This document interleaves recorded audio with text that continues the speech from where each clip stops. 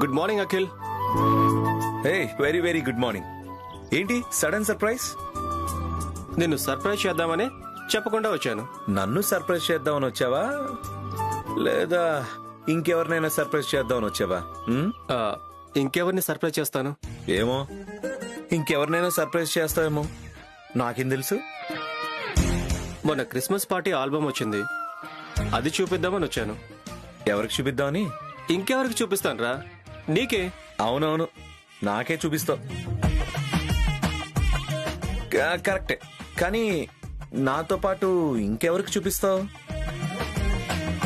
శ్యామా, శ్యామా, ఒకసారి ఇలా రా. వస్తున్నానండి.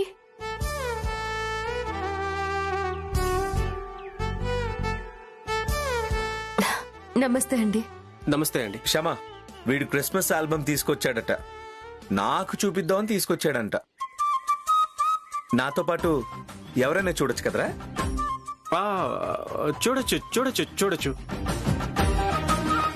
మన అవుట్ హౌస్ లో ఎవరైనా చూస్తారేమో, వెళ్ళి పిలుచుకురా. అలాగేనండి. చూపించరా. ఈ ఫోటో బాగుంది కదరా?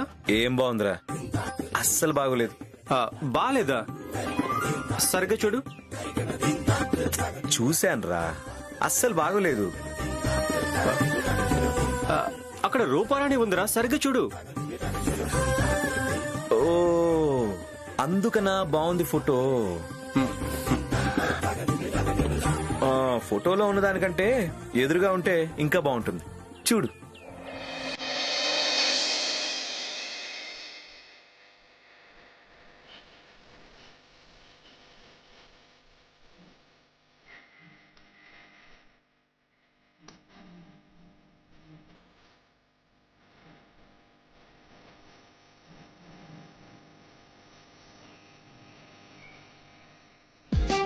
హాయ్ అండి. హలో. మీ హెల్త్ ఎలా ఉందండి? ఓకే కదా? బాగుంది కదా? నువ్వు వచ్చావు కదా, బాగానే ఉంటుంది. హలో, నేను వచ్చింది ఆల్బమ్ చూపించడానికి, అంతే. ఆల్బమ్ చూపించడానికి వచ్చినా, ఎవరిని చూడ్డానికి వచ్చినా వచ్చావు కదా, చాలే. ఏంట్రా బాబు ఇది, వచ్చినప్పటి నుంచి ఈ రేంజ్ లో టీచ్ చేస్తున్నావు? కూర్చో రూపారాణి, ఆల్బమ్ చూద్దాం. ఆల్బమ్ వాళ్ళు తర్వాత చూస్తారులే, ముందు ఒకరినొకరు చూసుకొని.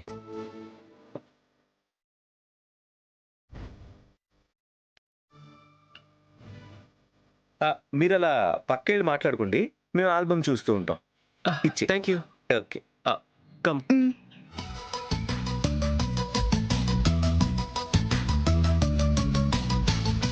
క్షమా, రా కూర్చో. చూడు ఫొటోస్.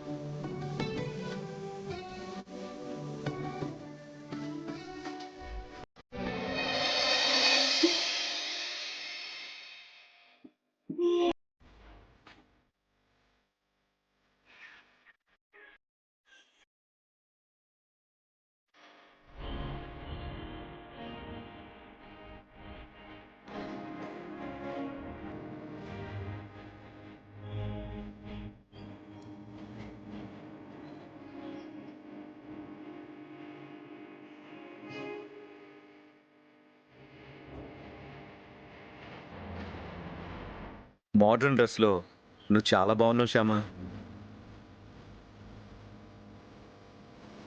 అప్పుడప్పుడు ఇలా మోడర్న్ డ్రెస్సులు వేసుకోవచ్చుగా. అలాంటి డ్రెస్లు నాకు అలవాట్లేదండి.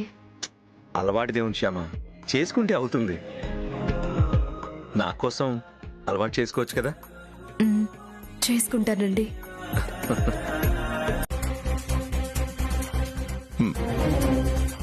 అలాగే మామయ్య గారు.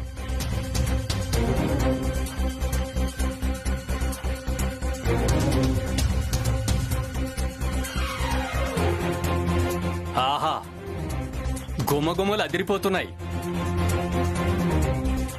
మీ A1 మసాలా గుమగుమల కంటే K3 మసాలా గుమగుమలే బాగున్నాయి. K3 మసాలా ఏమిట్రా? K3 అంటే కోడలు 3 చేసిన మసాలా అన్నమాట. ఓహో, K3 మసాలా ఇప్పుడు గుమగుమలాడుతుంది. తింటే నశాలానికి అంటుతుంది. తినండి తినండి. ఆ, కానివ్వండి. ఆ,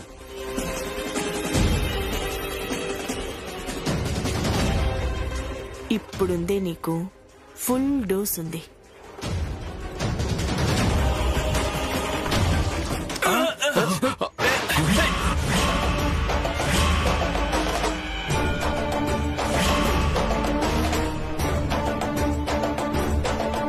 రేయ్, బుద్ధి లేదరా నీకు?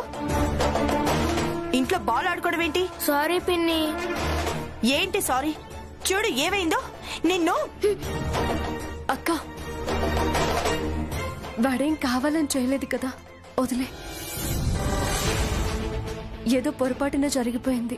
ఇది పొరపాటు కాదు, గెస్ట్లకి జరిగిన అవమానం. ఇందులో అవమానం ఏముందమ్మా? ఆ పిల్లాడేదో తెలియక చేశాడు, పర్లేదులే. చేసిన వంటంతా నాశనం అయిపోయింది. ఇప్పుడు గెస్ట్లకి ఏం పెడతాం? 10 minutes లో నేను రెడీ చేసేస్తానక్క, నువ్వేం టెన్షన్ పడుకో. 10 minutes లోనా? అవునండి, 10 minutes లోనే బిర్యానీ.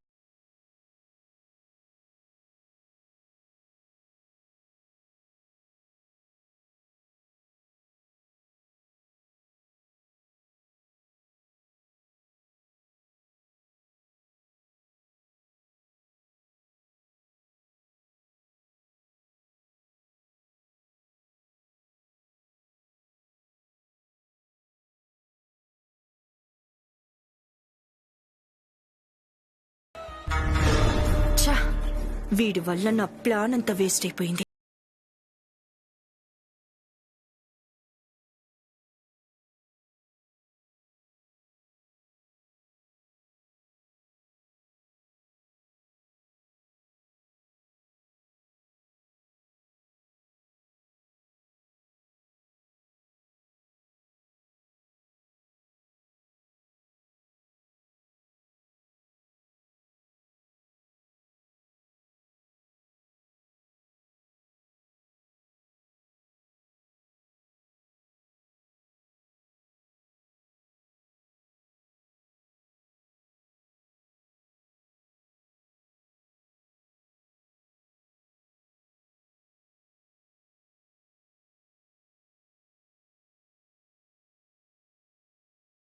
బిస్మిల్లాబాద్ అరిటాకులో తింటేనే చాలా బాగుంటుందండి.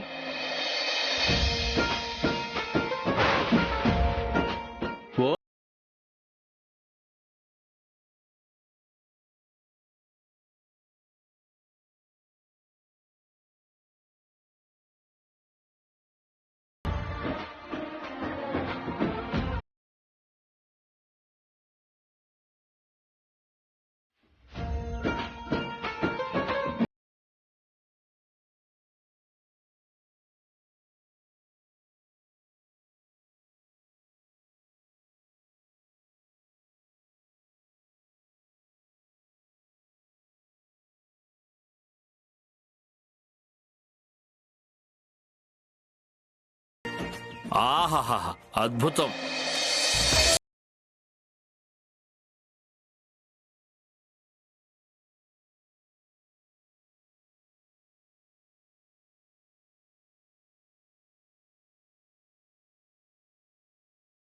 అద్భుతంగా చేస్తారు. మేమెప్పుడు బెంగళూరుకి వెళ్ళినా ఆ హోటల్కే వెళతాం. అక్కడికన్నా చాలా బాగా చేసిందిరా మీ కోడలు. థ్యాంక్ యూ అండి. ఆ, ఓకే.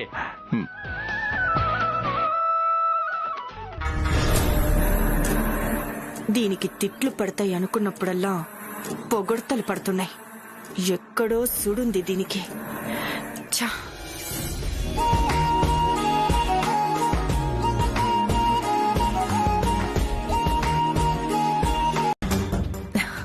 నమస్కారం అండి.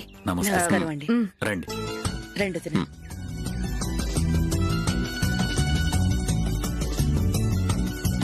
అన్నయ్య గారు రమ్మన్నారని ఆదిత్యబాబు చెప్పాడు వదిన గారు. అదే వదిన గారు, అగ్రిమెంట్ గురించి మాట్లాడడానికి రమ్మన్నాం.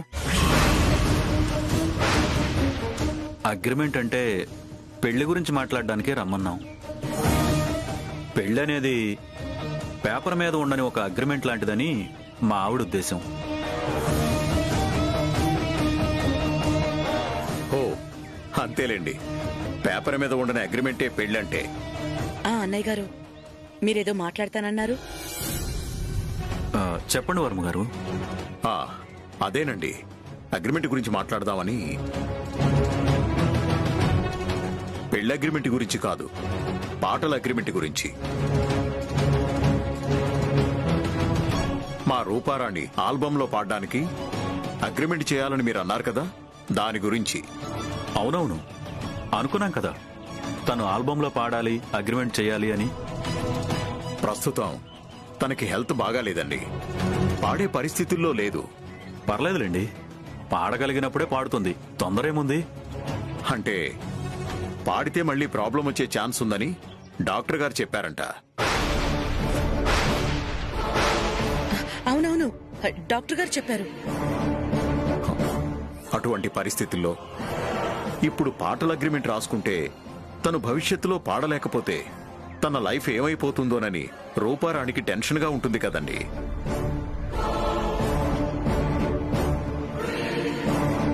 పిల్లలిద్దరూ ఒకరినొకరు ఇష్టపడ్డారు కాబట్టి ఆ అగ్రిమెంట్ అనేది పక్కన పెట్టి వాళ్ళ ఇష్టాన్ని గౌరవించి వాళ్ళిద్దరికీ పెళ్లి చేస్తే బాగుంటుందని మా ఉద్దేశం.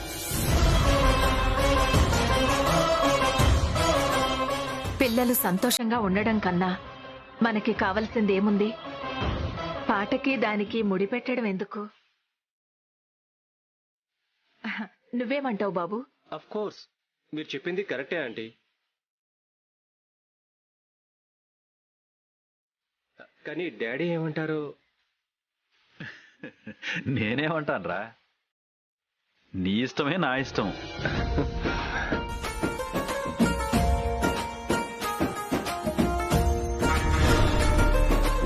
వర్మగారు లాంటి పెద్ద మనిషి చెప్పాక ఇంకా నేను ఆ పాటల అగ్రిమెంట్ గురించి ఎందుకు ఆలోచిస్తానురా?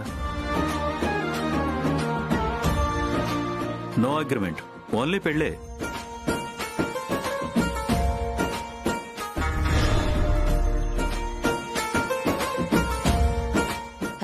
చాలా థ్యాంక్స్ అన్నయ్య గారు. ఇప్పుడే వస్తానండి.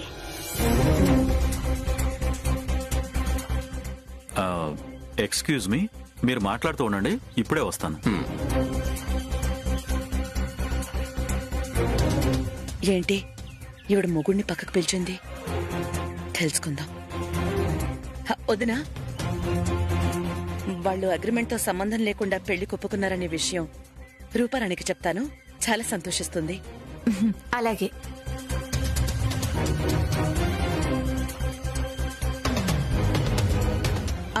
అయ్యో, ఇక్కడ సిగ్నల్ లేదు, బయటికి వెళ్ళి చెప్పొస్తాను.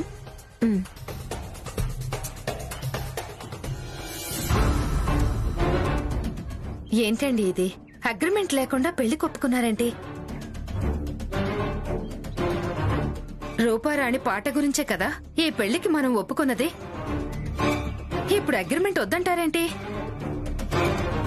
ఒసే పిచ్చి మొహమా, అంత పెద్ద మనిషి వర్మగారు చెప్పాక మనం కాదు కూడదు అని అగ్రిమెంట్కి పట్టుబడితే బాగుండదే. అందుకే ప్రస్తుతానికి అగ్రిమెంట్ వద్దు అని చెప్పాను, ఆయన మాటను గౌరవించినట్టుగా.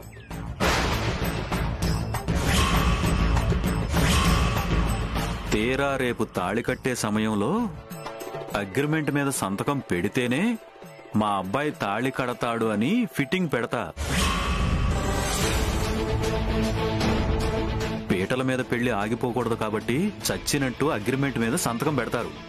నేను బిజినెస్ మ్యాన్నే, పైసా కూడా నష్టపోను.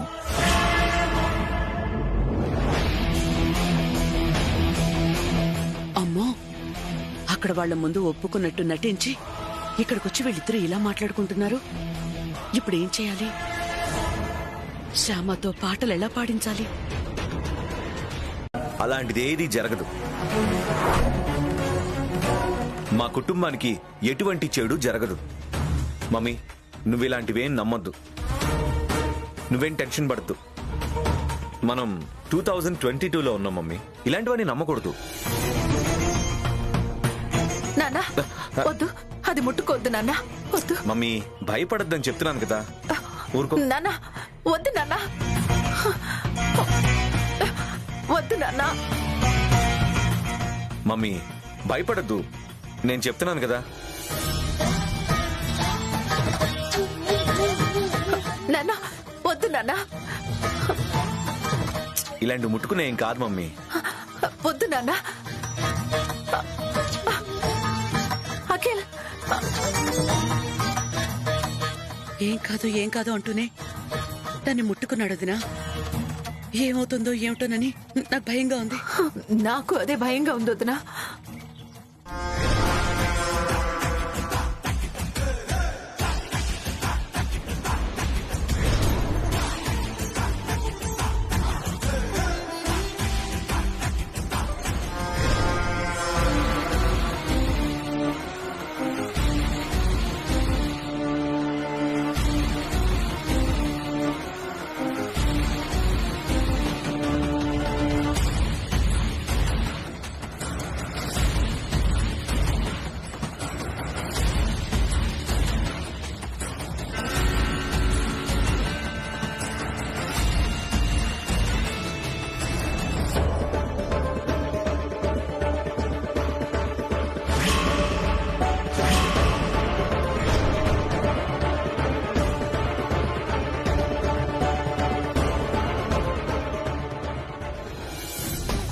మొత్తానికి వసంత ఆంటీ బాగా భయపడిపోయింది మమ్మీ. మనం ప్లాన్ వేస్తే అంతే.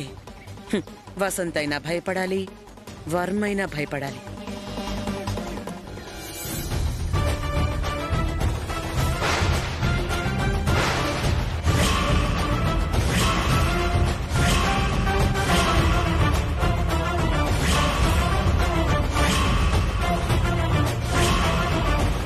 అది మీ కుట్రే అని నాకు అర్థమైంది.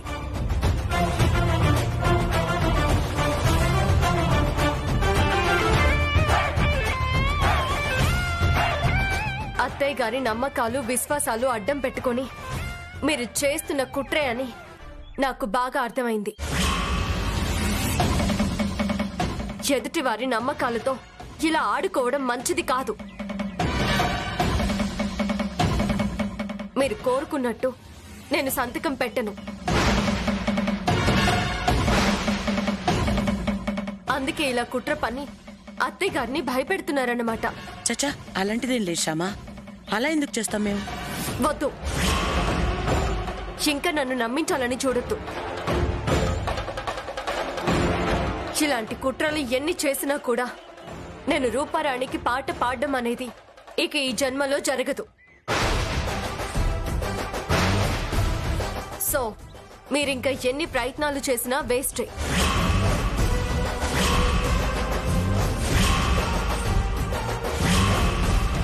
పెళ్లి చూపుల పని మీద వచ్చారు. పెళ్లి చూపులు అయిపోయాయి. పెళ్లి వాళ్ళ ఇంటికి వెళ్లి మాట్లాడొచ్చారు. ఆ పని కూడా అయిపోయింది. ఇక మీరు మర్యాదగా ఇక్కడి నుంచి వెళ్లిపోతే బాగుంటుంది.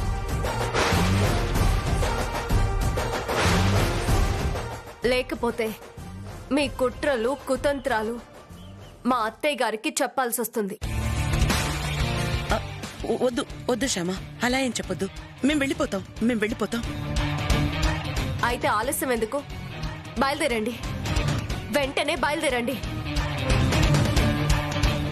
ఓకే మేము బయలుదేరిపోతాం.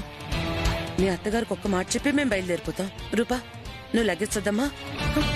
నువ్వు వెళ్ళు శ్యామా, మేము వెళ్ళిపోతాం. నిజంగా మేము వెళ్ళిపోతాం. నువ్వు వెళ్ళు.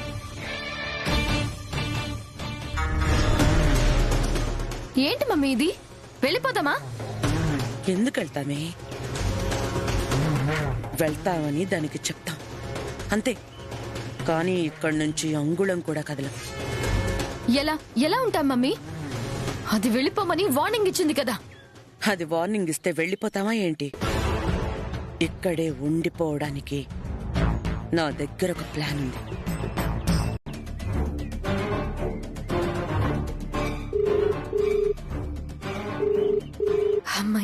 ఫోన్ రింగ్ అవుతుంది.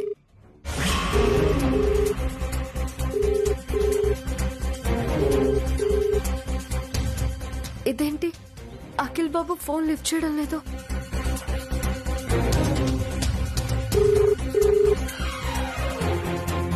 నేను ఫోన్ చేస్తే అఖిల్ బాబు లిఫ్ట్ చేయకుండా ఉండరే.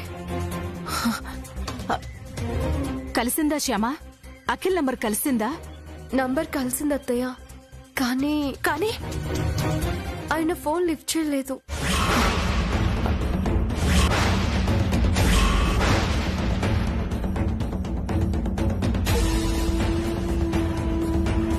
అఖిల్ ఫోన్ లిఫ్ట్ చేయలేదా?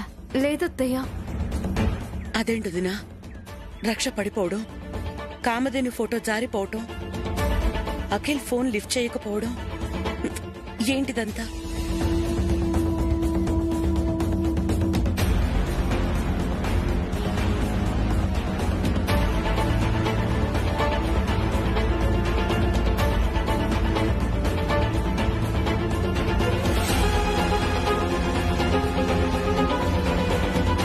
కన్నయ్య, అఖిల్ బాబుకి ఏమీ కాకూడదు. అఖిల్ బాబు క్షేమంగా ఇంటికి రావాలి. అఖిల్ బాబుకి ఏదైనా అయితే నేను తట్టుకోలేను. వసంతకి అఖిల్ మీదున్న పిచ్చి ప్రేమ, పిచ్చి భయమే మనకి పెద్ద ఆయుధం. ఆ ఆయుధంతో మనం ఎటు నుంచైనా నరుక్కు రావచ్చు, ఎవరినైనా నరికి రావచ్చు. ఏంటత్తయ్య, ఏంటి? ఎందుకు మీరు ఆయన గురించి అంత కంగారు పడుతున్నారు? ఏం జరిగింది అసలు? ఇప్పుడు మీకు తెలిసిన ఈ నిజాన్ని, ఈ సత్యాన్ని ఎవ్వరికీ చెప్పకూడదు. అలా చేస్తే ఆ అబ్బాయి ప్రమాదగడు దగ్గర పడేటట్లు చేసిన వారు అవుతారు. ఏం లేదమ్మా, ఏమీ లేదు. కానీ అఖిల్కి ఏం కాకూడదని నువ్వు కూడా మీ కన్నయ్యకి దండం పెట్టుకో. కన్నయ్య, అత్తయ్య ఎందుకో అఖిల్ బాబు విషయంలో చాలా కంగారు పడుతుంది. విషయం ఏంటో నాకు చెప్పడం లేదు. ఏదేమైనా అఖిల్ బాబుకి ఏమీ జరగకూడదు. అత్తయ్య గారి టెన్షన్ పూర్తిగా పోవాలి.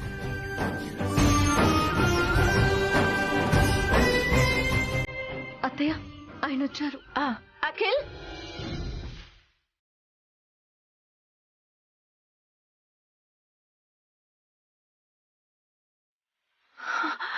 నానా, అఖిల్ నీకేం కాలేదు కదా? నువ్వు క్షేమంగానే ఉన్నావు కదా? నువ్వేం ఇబ్బంది పడలేదు కదా? ఏంటి మమ్మీ, నాకేమైందని అంత కంగారు పడుతున్నావు? అసలు ఏం జరిగింది? ఏం లేదు నాన్న, ఇంతకు ముందే గుమ్మానికి కట్టిన రక్ష జారిపోయింది. కామధేను పటం కూడా జారిపోయింది.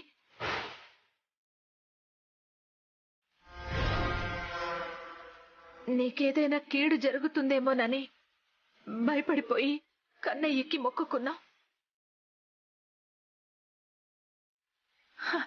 ఆ కన్నయ్య కరుణించాడు, నిన్ను క్షేమంగా ఇంటికి చేర్చాడు.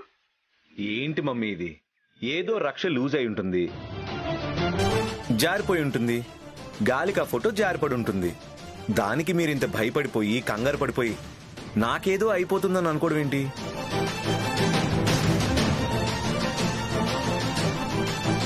అలా మొక్కుకోవడం ఏంటి? కన్నయ్యను కంగారు పెట్టడం ఏంటి? మేము కన్నయ్యని కంగారు పెట్టడం కాదు, మీరే మమ్మల్ని కంగారు పెట్టారు. నేనా? అవును. నేను ఫోన్ చేస్తే మీరెందుకు లిఫ్ట్ చేయలేదు? మీరు ఫోన్ లిఫ్ట్ చేసి క్షేమంగా ఉన్నాను అని చెప్తే మేము ఇంత టెన్షన్ పడేవాళ్ళం కాదు కదా. అంటే అది ఇంటి దాకా వచ్చేసాను కదా, మళ్ళీ కార్ ఆపి ఫోన్ మాట్లాడడం ఎందుకని లిఫ్ట్ చేయలేశామా. ఈలోగా అత్తా కోడలిద్దరూ కంగారు పడిపోయారు, ఆ కన్నయ్యని కంగారు పెట్టేశారు. ఇంక నేను వచ్చేసాను కదా, మీరేం కంగారు పడకండి, పదండి.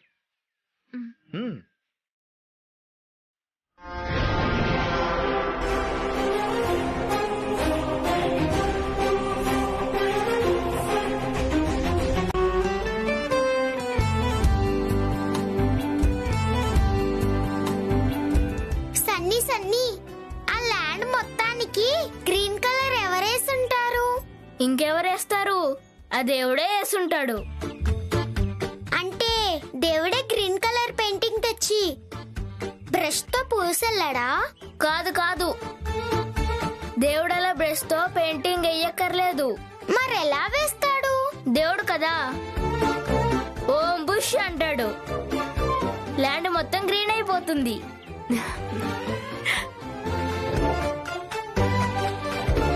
ఏంటి పిన్ని నవ్వుతున్నావు? దేవుడు అలాగే కదా రంగేసేది.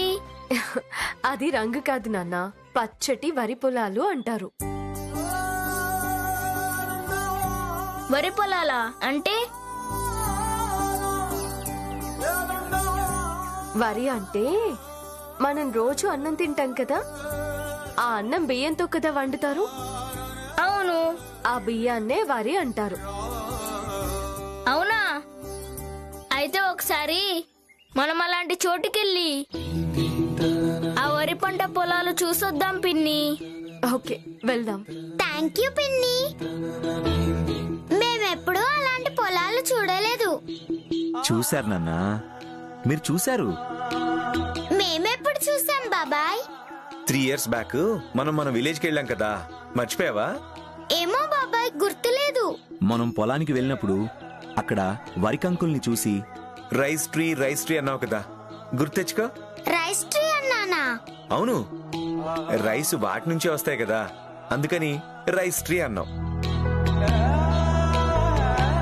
అంతకుముందు మ్యాంగో ట్రీని చూసావు. మ్యాంగోస్ ఈ ట్రీ నుంచి వస్తాయి అనగానే దాన్ని మ్యాంగో ట్రీ అన్నావు. రైస్ వీటి నుంచి వస్తాయి అనగానే ఆ వరి కంకుల్ని రైస్ ట్రీ అన్నావు. ఏమో బాబాయ్, నాకు అదేమీ గుర్తులేదు. మళ్ళీ ఒక్కసారి చూసొద్దాం బాబాయ్, ప్లీజ్. ఓకే, వెళ్దాం. ఎప్పుడు వెళ్దాం? 2 రోజుల్లో మీకు సంక్రాంతి హాలిడేస్ వస్తున్నాయి కదా. అవును. అయితే ఆ సంక్రాంతి హాలిడేస్ మన ఫ్యామిలీ అందరం కలిసి మన విలేజ్కి వెళ్దాం. విలేజ్ అనగానే పిల్లలు చూడండి ఎంత హ్యాపీగా ఫీల్ అవుతున్నారో. ఏ, నీకు హ్యాపీగా లేదా? ఎందుకుండదండి, పల్లెటూరుకి వెళ్తే పుట్టింటికి వెళ్ళినట్టుగా అనిపిస్తుంది. అయితే ఆ పల్లెటూరు పుట్టింట్లో నీకు సర్ప్రైజ్ ఇస్తాను. సర్ప్రైజా? ఏంటది? చెప్పిచ్చేది ప్రైజ్, చెప్పకుండా ఇచ్చేది సర్ప్రైజ్. ఆ సర్ప్రైజ్ ఏంటో మనం మన విలేజ్ కి వెళ్ళాకే తెలుస్తుంది అంటారు. ఓకే, నాకు ఆఫీస్కి టైం అయింది, వస్తాను. బాయ్. బాయ్ అండి.